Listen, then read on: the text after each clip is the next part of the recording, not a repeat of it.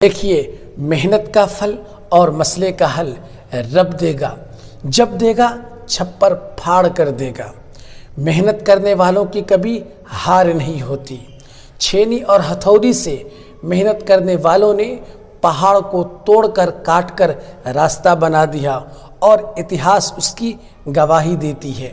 अगर आप भी मेहनत करेंगे तो इतिहास के पन्नों पर आपका नाम भी सुनहरे अल्फाजों में लिखा जाएगा। किसी ने क्या खूब कहा है कि जो परेशानी, दुख और मुसीबत से परिचित नहीं होता, कभी वो दुनिया में चर्चित नहीं होता। अस्सलामु अलैकुम। आइए आज मैं क्लास 10th में उर्दू दरख्शां जो उर्दू किताब है और उसमें जो सबक नंबर 4 यानी चैप्टर नंबर 4 है उसे पढ़ाऊँगा।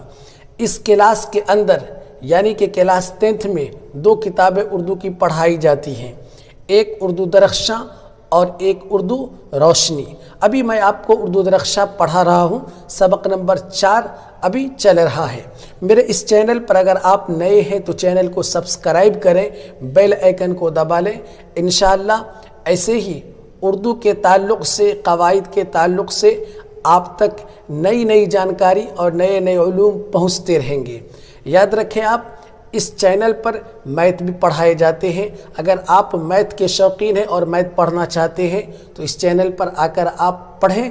क्लास 10th से मैथ पढ़ाए जाते हैं। आइए हम सीधे चैप्टर नंबर 4 की तरफ चलते हैं। चैप्टर नंबर 4 में है कटी हुई शाख। ये एक कहानी है, अफसाना है। इसके जो राइटर यानी मुसन्निफ है वो कमर जहाँ है। कमर जहाँ एक औरत का नाम है, याद रखेंगे आप। कटी हुई शाख इस कहानी का नाम है। कटी हुई शाख का मतलब ये होता है कि एक दरख्त से कोई शाख अलग हो चुका हो, जुदा हो चुका हो, उसे हम कहते हैं कटी हुई शाख यानी कटी हुई टहनी। ठीक, अब आइए सबसे पहले हम इस कहानी को पढ़ने से, समझने से पहले हालात ज़िंदगी राइटर के पढ़ लेते हैं, क्योंकि क्वेश्चन ये आ सकता है कि हालात ज़िंदगी आप कमर जहाँ के 5 जुमलों में लिखें। अगर आपको पता होगा तब तो आप लिखेंगे ना।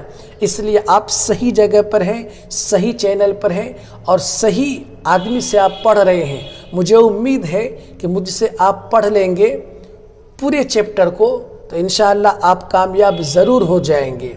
ये मुझे पूरा कॉन्फिडेंस है और उम्मीद के साथ मैं बोलता हूँ। बस आपको इतना ये करना है कि मैं जो भी पढ़ाऊँ आप मेहनत से और लगन से पढ़ें, इंशाअल्लाह आप कामयाब हो जाएंगे। यूट्यूब की दुनिया पर बहुत सारे पढ़ाने वाले हैं, लेकिन मैं उन सब से अलग थलग हूँ, अनोखा हूँ और मैं अनोखे अंदाज में पढ़ाता हूँ। इसलिए अगर आप मेरे साथ बने रहेंगे ना तो मैं दुआ भी करूँगा कि इंशाअल्लाह आप कामयाब हो जाए। आइए हालात ज़िंदगी हम कमर जहाँ के पढ़ लेते हैं। कमर जहाँ की पैदाइश तकरीबन 1951 या 52 ईस्वी में हुई है। देखिए, कोई भी इंसान पैदा होता है तो उसकी सने पैदाइश एक ही होती है। अगर कोई बंदा 2023 में पैदा हो तो 2023 कहेंगे, लेकिन यहाँ पर 51 या 52 कहा जा रहा है। तो इससे अंदाज़ा ये लगाना होगा कि लिखने वालों ने, जिन्होंने इसको लिखा है हालात ज़िंदगी कमर जहाँ के, उन्हें सही जानकारी नहीं थी कि 51 में पैदा हुई है या 52 में हुई है। तो अपने क़यास से और अपने गेस से, अंदाज़े के मुताबिक उन्होंने लिखा है कि शायद कि 51 में पैदा हुई है या 52 में पैदा हुई है। आपके पास जो क्वेश्चन आएगा तो उसमें कोई एक ही सन होगा। वहाँ पर कमर जहाँ की पैदाइश कब हुई है तो वहाँ पर 1951 होगा, 52 नहीं हो सकता है। अगर 52 होगा तो 51 नहीं हो सकता है, दोनों में से कोई एक डाला जाएगा। तो आप अपने दिमाग से लिखेंगे। तो कमर जहाँ की पैदाइश तकरीबन 1951 या 52 में हुई है। ठीक है, ज़िला समस्तीपुर के मर्दम खेज़ गाँव बुजुर्ग द्वार में हुई है। समस्तीपुर ज़िला, डिस्ट्रिक्ट समस्तीपुर में एक गांव है जिसका नाम है मर्दम खेज़ बुजुर्ग द्वार, वहाँ ये कमर जहाँ पैदा हुई थी। इनके वालिद का नाम सैयद अताउल हक था। ख़ानदान के लोग इल्म व अदब से ताल्लुक़ रखते थे। सैयद अताउल हक और उनके जो बाप दादा थे, उनके जो पूर्वज थे, यानी कमर जहाँ के दादा परदादा یہ سب جو تھے نا علم و ادب سے تعلق رکھتے تھے، بہت زیادہ علم اس کے گھر میں تھا، اس کے خاندان میں تھا، اسی وجہ سے قمر جہاں کو بھی علم ادب سے زیادہ تعلق ہو گیا اور زیادہ دلچسپی رکھنے لگی۔ اب آئیے ہم آگے بڑھتے ہیں کہ اعلیٰ تعلیم کے لیے پٹنہ آئی تھی۔ قمر جہاں کی ابتدائی تعلیم یعنی شروعاتی تعلیم گاؤں سے ہی ہوئی تھی، یعنی بزرگ دوار مردم خیز گاؤں سے ہی ان کی ابتدائی تعلیم ہوئی تھی، لیکن آگے پڑھنے کے لیے اعلیٰ تعلیم حاصل کرنے کے لیے کوئی بھی شخص اگر بڑا بننا چاہتا ہے تو اسے گھر سے باہر نکلنا پڑتا ہے، محنت کرنا پڑتا ہے، مزدوری کرنا پڑتا ہے۔ اسی طریقے سے قمر جہاں نے بھی سوچا کہ ہمیں اعلیٰ تعلیم حاصل کرنا ہے اور ہمیں پڑھ لکھ کر کسی بڑے عہدے پر پہنچنا ہے، تو انہوں نے اپنے گھر کو چھوڑا، یعنی سمستی پور ڈسٹرکٹ سے باہر نکل کر پٹنہ پہنچ گئی اور پٹنہ یونیورسٹی سے ایم اے کیا اور پی ایچ ڈی بھی کیا۔ یاد رکھیں گے آپ، پٹنہ یونیورسٹی سے قمر جہاں نے ایم اے کیا اور پی ایچ ڈی بھی کیا، اور ادب سے فطری ہونے کی وجہ سے، یعنی اس کے دل میں اردو ادب کی زیادہ دلچسپی اور محبت تھی، اور یہ فطری تھا ان کے لیے، کیونکہ ان کے خاندان والے ہی علم و ادب سے تعلق رکھتے تھے۔ تو ادب سے فطری ہونے کی وجہ سے زمانہ طالب علمی میں ہی انہوں نے ایک کہانی لکھ دی، یعنی جب یہ اسٹوڈنٹ کے لائف میں چل رہی تھی، ابھی یہ مطلب کہ پڑھ ہی رہی تھی، زمانہ طالب علمی کا زمانہ تھا، دور تھا، تو پڑھتے پڑھتے یعنی پڑھنے کے دوران میں ہی انہوں نے ایک کتاب لکھ دی۔ یہ عجیب بات ہے نا کہ کیا اللہ نے ان کو سائنس دیا تھا، کیا دماغ دیا تھا، کیا ہنر دیا تھا کہ ابھی یہ پڑھ ہی رہی ہیں، طالب علم ہی ہیں، اسٹوڈنٹ ہی ہیں، مگر انہوں نے اپنی قلم سے، اپنی صلاحیت سے ایک کہانی کی کتاب کو لکھ بھی دیا۔ عام طور پر کیا ہوتا ہے کہ لوگ جب کسی عہدے پر پہنچتے ہیں اس کے بعد کوئی کارنامہ کرتا ہے، لیکن یہ قمر جہاں ایسے شخصیتوں میں سے ہیں کہ جب یہ پڑھ ہی رہی تھی تو انہوں نے اسٹوڈنٹ کے زمانے میں ہی ایک کہانی کی کتاب لکھ دی، جس کتاب کا نام تھا جنون و وفا۔ یہ ان کی کہانی کی پہلی کتاب ہے، جنون و وفا، یاد رکھنا ہوگا آپ کو۔ سن عیسوی 1966 میں پٹنہ سے یہ کتاب شائع ہو چکی تھی، چھپ گئی تھی، یعنی 1966 عیسوی میں انہوں نے اس کتاب کو لکھ دیا اور پٹنہ سے یہ کتاب چھپ گئی، شائع ہو گئی۔ اب آگے بڑھتے ہیں ہم۔ جب یہ پڑھائی پوری کر لی تو ظاہر سی بات ہے ہر انسان کا اپنا ایک خواب ہوتا ہے، اپنا ایک شوق ہوتا ہے، ارمان ہوتا ہے کہ ہم پڑھ لکھ کر کسی بڑی یونیورسٹی میں پہنچ جائے یا کوئی بڑا انسان بن جائے، کسی عہدے پر پہنچ جائے، کوئی افسر بن جائے۔ ہر انسان کا خواب ہوتا ہے، تو ان کا بھی ایک خواب تھا، ایک سپنا تھا، جب ہماری پڑھائی پوری ہو جائے گی تو ہم کیا کریں گے۔ تو ایک وقت آیا جب ان کی پڑھائی مکمل ہو گئی تو اب کیریئر کا آغاز کرنا ہے، کیریئر کا شروعات کرنا ہے۔ تو انہوں نے دیکھیے مہیلا سندروتی کالج بھاگلپور کے شعبہ اردو سے اپنے کیریئر کا آغاز کیا۔ بھاگلپور میں ایک کالج ہے مہیلا سندروتی کالج، وہاں سے انہوں نے شعبہ اردو یعنی اردو کا جو ڈپارٹمنٹ ہوتا ہے، جو ڈھانچہ ہوتا ہے، اس میں یہ لیکچر ہو گئی یا ٹیچر ہو گئی، ٹھیک ہے، اور وہاں سے اس کے کیریئر کا آغاز ہو گیا۔ پھر ترقی کر کے بھاگلپور یونیورسٹی سے صدر شعبہ اردو کے عہدے کو سنبھالا۔ کچھ دنوں تک، کچھ سالوں تک اردو شعبہ اردو میں جو ہے یہ ٹیچر رہی ہوں گی، لیکن ان کی صلاحیت کو دیکھا گیا ہوگا، ان کے پڑھانے کے انداز کو دیکھا گیا ہوگا، تو ان کی ترقی ہو گئی، یعنی پرموشن ہو گئی۔ تو پرموشن ہو جانے کے بعد یہ اب کیا ہوا کہ بھاگلپور یونیورسٹی میں صدر بن گئی، ہیڈ بن گئی، کس کے؟ تو اردو کے جو ڈپارٹمنٹ ہے، اردو کے جو درجات ہیں، اس کے یہ اب صدر بن گئی، اور وہاں سے انہوں نے اس عہدے کو سنبھال لیا۔ اب آگے بڑھتے ہیں۔ آپ تنقیدی نگاری بھی کیا کرتی تھی، یعنی تنقید نگار بھی تھی۔ آپ کہانی تو لکھتی ہی تھی مگر تنقید بھی لکھتی تھی۔ تب آپ کو سمجھنا ہوگا کہ تنقید کسے کہتے ہیں۔ آپ کے ذہن میں یہ بات ضرور آتی ہوگی کہ ہم نے ناول نگار سنا ہے، افسانہ نگار سنا ہے، یہ تنقید نگار کیا ہوتا ہے؟ تنقید نگار اس کو کہتے ہیں کہ جو کسی کہانی کے اندر کی کمیوں کو پکڑ لے اور اس کو درست کرے، یعنی کوئی بڑا افسانہ نگار ہو یا کوئی بڑا شاعر ہو، انہوں نے ایک کہانی کو لکھا اور اس کہانی کے اندر کوئی چھوٹی موٹی غلطی رہ گئی اور کسی پڑھنے والے نے پڑھا تو اس غلطی کو پکڑ لیا، تو اسے کہتے ہیں تنقید نگار، ٹھیک ہے۔ ایک طرح سے یہ ریسرچ کرنے والے ڈاکٹرز ہیں، ٹھیک ہے، جو کمیوں کو نکالتے ہیں۔ ویسے آج کے ڈیٹ میں کیا، کسی بھی زمانے میں آپ چلے جائیں، کسی بھی انسان کے پاس چلے جائیں، ہر انسان کے اندر کوئی نہ کوئی خامی، کمی ہوتی ہی ہے۔ انسان صرف اپنے آپ کو بہتر سمجھتا ہے اور سامنے والے کو غلط سمجھتا ہے۔ انسان کوئی بھی ہو، لیکن کمی ہر انسان میں پائی جاتی ہے، تو لوگ اپنی کمی کو نہیں دیکھتے ہیں، دوسروں کی کمیوں کو دیکھنے لگتے ہیں۔ تو اسی طریقے سے تنقیدی نگار اسے کہتے ہیں جو دوسروں کے لکھے ہوئے میں سے کچھ کمیوں کو نکال لے اور اس کے حوالے سے کچھ لکھے، اسے تنقید نگار کہتے ہیں۔ تو قمر جہاں تنقیدی مضامین بھی لکھا کرتی تھی، ان کے کئی کتاب بھی چھپے ہوئے تنقیدی مضامین کے، جیسے کہ میں آپ کو بتا دوں، معیار، کلام عبداللہ حافظ مشق پوری اور تحقیق و تدوین، کلام، حرف آگہی، یہ سب آپ کی تنقیدی مضامین یعنی تنقیدی کتابیں تھیں۔ اب ہے افسانوی مجموعے۔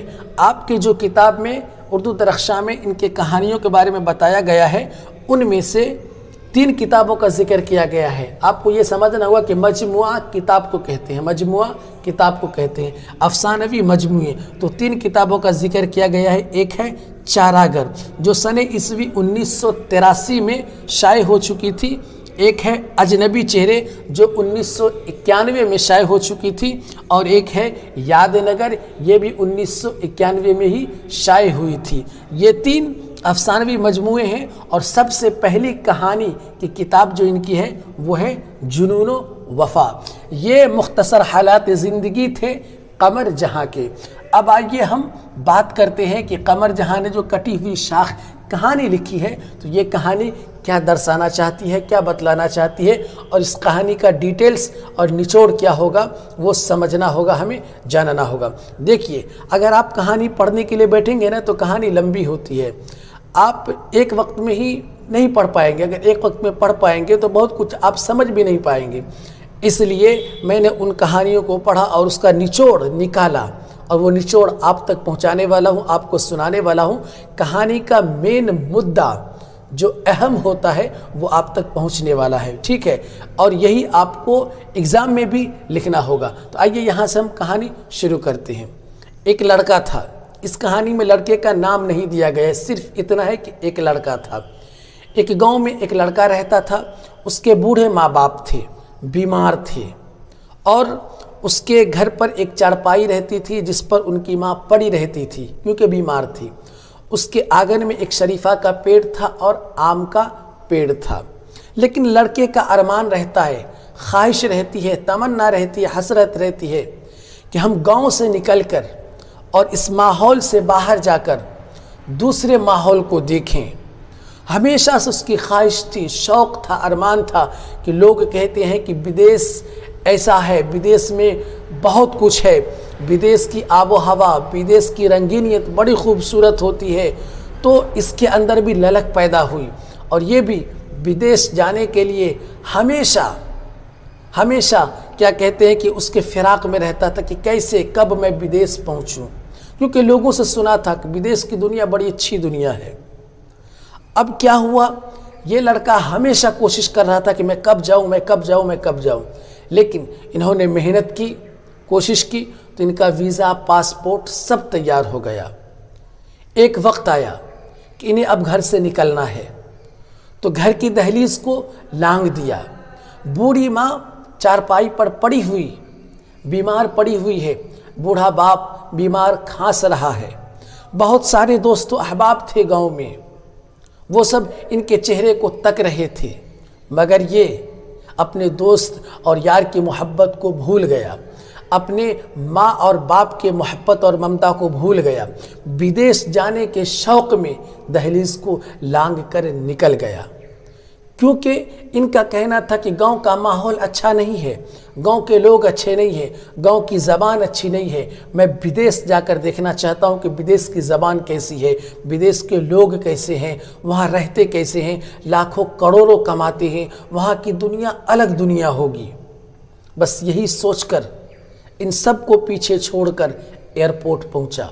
जब एयरपोर्ट पहुंचा तो एयरपोर्ट पर एयरपोर्ट की रंगीनियों को देखा, वहाँ की खूबसूरती को देखा, वहाँ शूट बूट में लोगों को देखा तो यह हैरान हो गया, दंग हो गया और कहने लगा कि मैं तो कुएं का मेढक था, मैं तो सिर्फ अपने गांव को ही दुनिया समझ बैठा था। दुनिया तो इसे कहते हैं, ये है असल दुनिया और दुनिया की खूबसूरती। बच्चों आप याद रखें, दुनिया मच्छर का पड़ है, दुनिया कुछ भी नहीं है। आप 4 दिन की ज़िंदगी लेकर आए हैं, चंद दिन की आपके पास ज़िंदगी है। एक बचपना, एक जवानी, एक बुढ़ापा, एक मौत, कुछ नहीं है आपके पास। 4 दिन की ज़िंदगी थी। दुनिया मच्छर का पड़ है, मकड़ी का जाला है। अल्लाह जब इजाज़त दे दे दुनिया फना हो जाएगी और लोग दुनिया के पीछे भाग रहे होते हैं दुनिया हासिल करने के लिए, लाखों करोड़ों कमाने के लिए, दुनिया में नाम और नमूद बनाने के लिए, शोहरत पाने के लिए। लोगों को बेइज्जत करते हैं, हराम माल खाते हैं, हलाल से कोई वास्ता नहीं रहता, झूठ बोलते हैं, गाली देते हैं, चुगली करते हैं, बेईमानी करते हैं। ये सब दुनिया वालों का एक अपना निज़ाम बना हुआ है ना। आज के डेट में जो जितना अच्छा झूठ बोलता है दुनिया उसकी उतनी अच्छी हो जाती है, मगर याद रखना दुनिया उसकी हो जाती है, आखिरत उसकी नहीं होती है। तो दुनिया को जब उन्होंने देखा तो उन्होंने कहा कि भाई दुनिया तो इतनी खूबसूरत है, हम तो गांव में रहते थे, कुआं का मेढक बने हुए थे। उसके बाद कुछ ही देर के बाद वो फ्लाइट में बैठा और फ्लाइट ने उड़ान भरी। उड़ान भरने के बाद ये हवा में परवाज करने लगा, बादलों से गुजरने लगा। अब इससे रहा नहीं जा रहा था, ये खुशी से उछल रहा था, अंदर ही अंदर ये झूम रहा था और कह रहा था कि हम कहाँ थे और कहाँ पहुँचे। हम तो एक गंदगी में थे, आज हम जन्नत में पहुँचे हैं। हमें लगता है कि हम हवाओं में सैर कर रहे हैं, हम उड़ रहे हैं, परवाज कर रहे हैं। दुनिया ऐसी होती है। कुछ ही देर के बाद एक खूबसूरत एयर होस्टेस आई जो मुस्कुराकर इससे बात करती है और कुछ पूछती है। इससे लगता है कि ये खुसूसन ये लड़की मेरे लिए है। लेकिन कुछ ही देर के बाद वही एयर होस्टेस एक बूढ़े शख्स के पास जाती है और वहाँ भी प्यार से मुस्कुराकर बात करती है। तब एहसास होता है कि ये सिर्फ मेरे लिए नहीं बल्कि और मेहमानों के लिए भी है। इसी तरीके से ये बैरून मुल्क विदेश पहुँच जाता है। वहाँ पहुँचकर इनकी नौकरी लगती है, जॉब लगता है। कुछ दिनों तक ठीक चलता है, माड़े खुशी के ये काम धाम में लगा रहता है। लेकिन कुछ दिन के बाद ये एहसास होता है कि विदेश की ज़िंदगी तो नौकर से भी बदतर की ज़िंदगी है। यहाँ तो सिर्फ लोग मशीन बने हुए हैं, पैसा पैसा पैसा। किसी को इतनी फुर्सत नहीं है कि किसी के पास बैठकर वक्त गुजारे, 2-4 बात करे, मोहब्बत के मीठी बात करे, ये वक्त नहीं है। एहसास होता है कि लोग तो ऐसे हैं जो सुबह सवेरे ड्यूटी पर जाते हैं और रात देर घर पहुंचते हैं, तब तक बीवी बच्चे खाकर सो चुके होते हैं। और कुछ तो ऐसा होता है कि हफ्ते हफ्ते गुजर जाते हैं और लोग अपनी बीवी बच्चों से मुंह भरकर बात भी नहीं कर पाते। विदेश की ज़िंदगी ऐसी होती है। अब इसे एहसास होने लगा, अब कुढ़न महसूस होने लगा, अब इसे तकलीफ़ होने लगी कि हम अपने गांव में ही ठीक थे, गांव की ही दुनिया अच्छी थी, गांव का ही माहौल खूबसूरत था। वहाँ खुले मिजाज में रहते थे, दोस्तों यारों के साथ रहते थे, माँ बाप के साथ रहते थे। वहाँ वक्त था कि हम सब के पास बैठकर हंसी मजाक करते। यहाँ तो सिर्फ पैसा पैसा और मशीन है। वहाँ एक इनका दोस्त था जिनका नाम असद था। असद से राज़ो नियाज की बात करता था, दिल की सारी बातें बता देता था। तो असद से इस लड़के ने कहा कि देखो असद, यहाँ की ज़िंदगी बहुत बेकार ज़िंदगी है। यहाँ तो लोग सिर्फ मशीन बने हुए हैं, बीवी बच्चों से बात करने की भी वक्त और फुर्सत नहीं है। न जाने लोग कैसे जीते हैं यहाँ पर। तो असद ने कहा देखो भाई, यहाँ का माहौल ही ऐसा है, ये सब कुछ ठीक है। मगर असद भी जानता था कि ये बेचारा बहुत ठीक कह रहा है। असद भी इसी कुढ़न में था, इसी में जी रहा था। کچھ ہی دنوں کے بعد اس لڑکے کے پاس ایک خط پہنچا، جس خط میں لکھا ہوا تھا کہ تمہارے والد کا انتقال ہو گیا۔ اب بدیش سے فوراً آ تو نہیں سکتا ہے اور آنے بھی نہیں دے گا، تو ہوا یہ کہ وہاں پر یہ خط پڑھ کر اب کھل کر رو بھی نہیں سکتا ہے، کسی کو اپنا درد، اپنی کہانی، اپنا دکھ سنا بھی نہیں سکتا ہے۔ آخرکار ادھر باپ کے جو ہے کفن دفن ہو گئے، یہ بیچارہ نہیں آ پایا۔ جب ان کا وقت پورا ہو گیا، پھر ان کی واپسی ہوئی بدیش سے گاؤں کی طرف۔ کچھ سالوں کے بعد، 2-3 سالوں کے بعد جب اپنے گاؤں پہنچا اور اپنے گھر کی دہلیز پر پہنچا تو اسے لگا کہ میرے پاؤں کے نیچے کی زمینیں کھسک گئی۔ وجہ کیا تھی کھسکنے کی؟ یہ محسوس ہو رہا تھا کہ میں تو ہوں اسی گاؤں کا لڑکا، لیکن میں اجنبی ہوں، مجھے لوگ پہچانتے نہیں ہیں، مجھے لوگ جانتے نہیں ہیں، دوست سب کھڑے ہیں مگر بس چہرے کو تک رہے ہیں۔ کیوں؟ اس لیے کہ یہ وہی لڑکا ہے، یہ وہی بندہ ہے جنہوں نے دوستی کو توڑ کر اپنے ارمان کو پورے کرنے کے لیے، شوق کو پورے کرنے کے لیے بوڑھے ماں باپ کو چھوڑ کر گاؤں سے نکل کر باہر کہیں چلا گیا تھا، ہے نا۔ اب یہ احساس کر رہا تھا، اسے محسوس ہو رہا تھا کہ میرے دوست میری طرف نہیں بڑھ رہے ہیں، مجھے دوستی کی محبت نظر نہیں آ رہی ہے۔ گھر کے اندر ماں تھی، پڑی ہوئی تھی چارپائی پر، لیکن ماں کی محبت، ماں کی ممتا جو ملنی چاہیے وہ نہیں مل پا رہی تھی۔ اب یہ دہلیز پر کھڑا ہو کر چاروں طرف نہار رہا تھا اور دیکھ رہا تھا کہ حقیقت میں اپنے گاؤں میں ہوں، اپنے گھر میں ہوں یا کہیں اور ہوں، لوگ میری طرف کیوں نہیں بڑھتے، مجھ سے پیار کیوں نہیں کرتے، مجھ سے محبت کیوں نہیں کرتے۔ آم کا پیڑ وہی تھا، شریفہ کا پیڑ وہی تھا، لیکن پہلے جیسی محبت نہیں تھی، پہلے جیسی دوستی نہیں تھی، ہے نا۔ دیکھیے، جب دوستی ٹوٹ جاتی ہے پھر سے دوستی بنتی ہے تو پہلے جیسی دوستی نہیں مل پاتی ہے۔ کسی رشتے کے اندر دراڑ پیدا ہو جائے، کسی رشتے کے اندر کیا کہتے ہیں کوئی نقص آ جائے تو رشتہ بن جاتا ہے مگر پہلے جیسی رشتہ داری نہیں بن پاتی ہے۔ اسی لیے یہ بھی انتظار میں تھا کہ کوئی دوست آتا اور کہتا دوست کافی دنوں کے بعد آیا، مگر ایسا نہیں ہوا۔ اسی لیے اس کہانی کا نام بھی رکھا گیا ہے کٹی ہوئی شاخ۔ سمجھ گئے نا کٹی ہوئی شاخ کسے کہتے ہیں؟ یعنی کسی پیڑ سے کسی ٹہنی کا جدا ہو جانا۔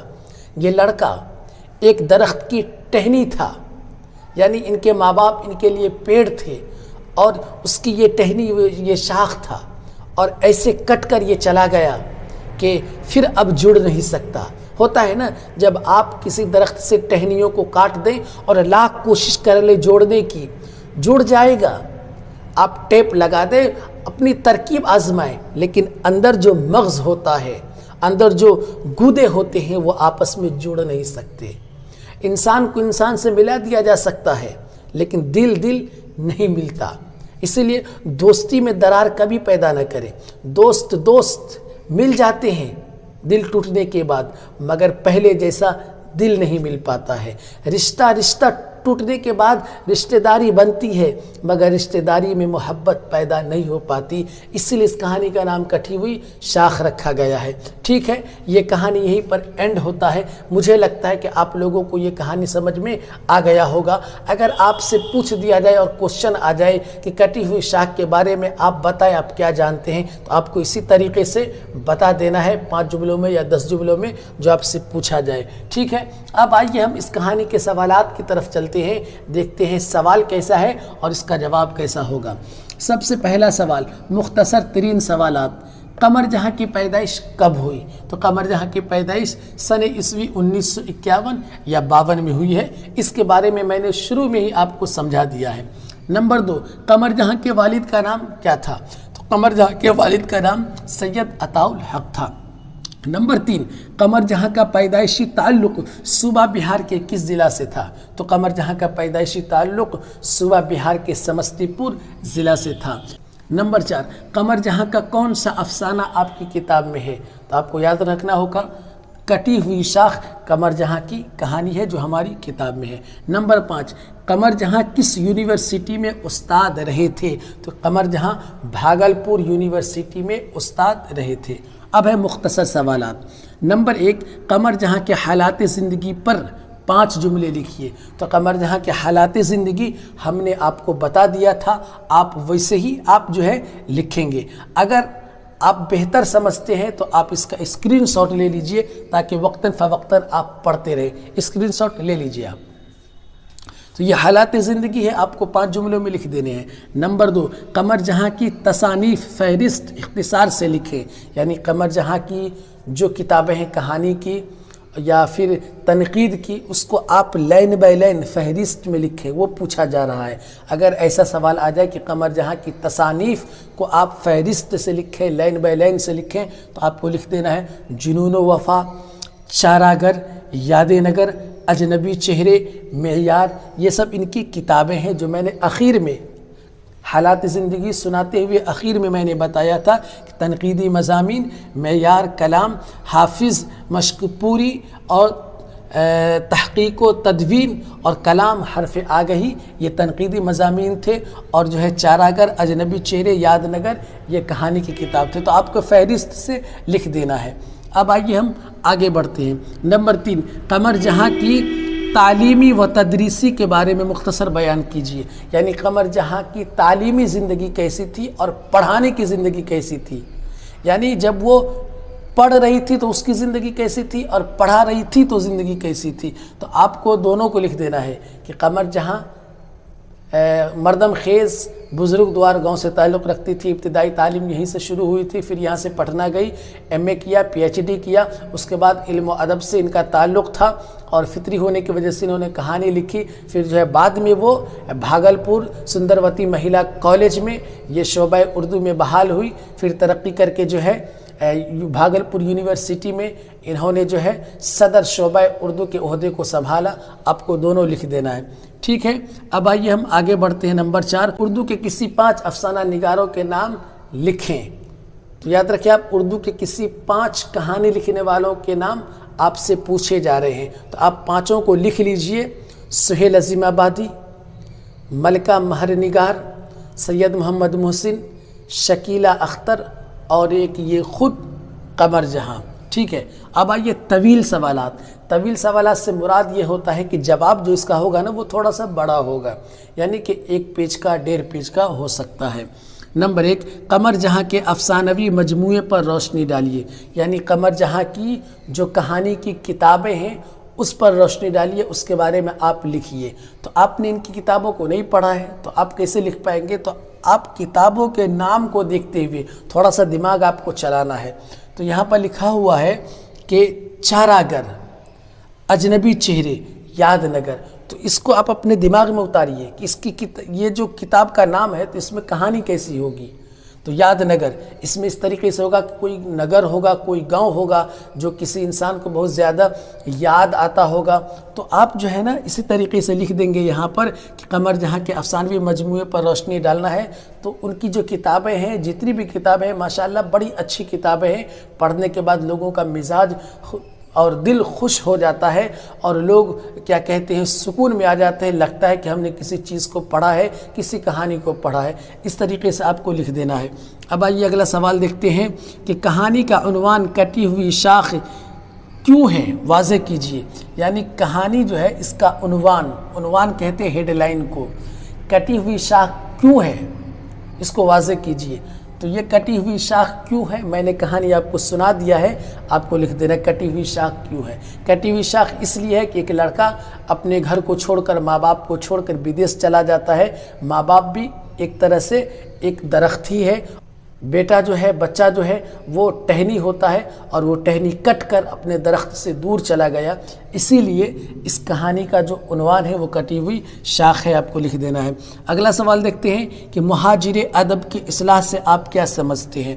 مہاجر ادب، مہاجر کہتے ہیں ہجرت کرنے والوں کو، ہجرت کہتے ہیں جو ایک جگہ سے دوسری جگہ جائے اسے ہجرت کہا جاتا ہے، اسی کو مہاجر بھی کہتے ہیں۔ اور ادب کہتے ہیں کہ ان کی جو زبان ہوگی، ان کے جو لینگویج ہوں گے اسے ادب کہا جاتا ہے۔ جیسے ہماری زبان اردو ہے تو ہم کہتے ہیں اردو ادب، ٹھیک ہے۔ تو مہاجر ادب کی اصطلاح سے آپ کیا سمجھتے ہیں؟ اس سے یہ سمجھنا ہوگا آپ کو کہ اگر کوئی شخص کسی ملک سے، بنگلہ دیش سے یا پھر کہیں اور جگہ سے، آسٹریلیا سے آ جائے ہمارے ملک میں ہجرت کر کے، تو ہمارے ماحول میں وہ ایک دم سے گھل نہیں سکتا، ہماری زبان وہ ایک دم سے سمجھ نہیں سکتا، یا ہم ان کی زبان ایک دم سے سمجھ نہیں سکتے۔ ان کی زبان سمجھنے کے لیے ہمیں سیکھنا ہوگا، اور ہماری زبان سمجھنے کے لیے انہیں سیکھنا ہوگا۔ اسے کہتے ہیں مہاجر ادب کی اصطلاح سے ہم یہی سمجھتے ہیں کہ کوئی باہر سے لوگ آ جائے تو وہ ہمارے ماحول میں فوراً گھل نہیں سکتا ہے۔ اب ہے آخری سوال کہ کہانی کے مرکزی کردار کے ذہنی خیالاتی جذبات پیش کیجیے۔ یعنی اس کہانی کا جو مرکزی کردار تھا، یعنی اہم رول ادا کرنے والا جو مین رول میں تھا، اس کا نام نہیں ہے، بس اتنا کہانی میں لکھا گیا ہے کہ ایک لڑکا تھا۔ تو اس کے ذہن کیسے تھے، وہ کیا چاہ رہا تھا، اور اس کی سوچ کیسی تھی، تو آپ کو اس کے بارے میں لکھ دینا ہے۔ اس کے ذہنی خیالات کے بارے میں پوچھا جا رہا ہے، یاد رکھیے گا آپ، ذہنی خیالات، اس کے ذہن میں کیا بستا تھا، وہ کہاں جانا چاہتا تھا، کیا بننا چاہتا تھا، اسے آپ نے لکھ دینا ہے۔ اسی کے ساتھ آپ کا یہ چیپٹر نمبر 4 یعنی کہ کٹی ہوئی شاخ مکمل ہوا۔ مجھے امید ہے کہ آپ محنت سے، لگن سے پڑھیں گے اور اچھے نمبرات لائیں گے۔ آپ اپنا بھی نام روشن کریں گے، ساتھ ہی ساتھ میرا بھی نام روشن کریں گے۔ اب آپ سے چھوٹی سی گزارش ہے کہ آپ اس ویڈیو کو شیئر کریں اپنے دوستوں تک، اپنے یاروں تک، اپنے بھائیوں تک، اپنے کلاس فرینڈ تک، جن کو صحیح اردو پڑھانے والا نہیں مل پاتا ہے۔ آپ اس کو شیئر کیجئے اور اسے بھی اس چینل پر لائیے۔ یہ شیئر کرنا آپ کے لیے بھلائی کا کام کرے گا۔ میرے اس چینل پر میتھ بھی پڑھائے جاتے ہیں، آپ میتھ بھی پڑھ سکتے ہیں۔ تب تک کے لیے آپ مجھے اجازت دیجئے۔ اب ہماری آپ کی ملاقات ہوگی چیپٹر نمبر 5 میں۔ السلام علیکم۔